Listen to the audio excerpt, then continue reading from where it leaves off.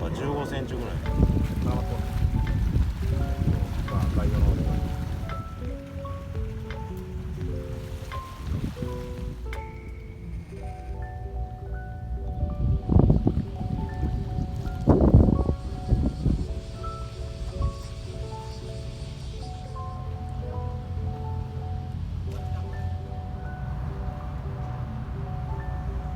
他の方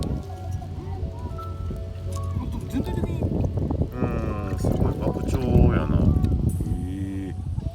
ごい。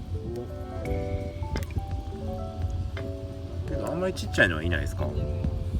ちっちゃいの全部逃がしてるっすね。あ、そういうことか。いいサイズ、小味ですね。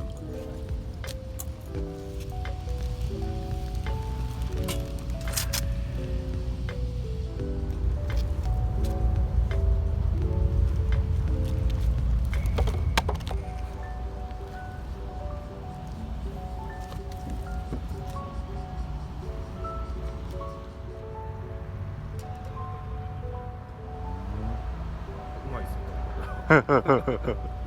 激闘軸ですか？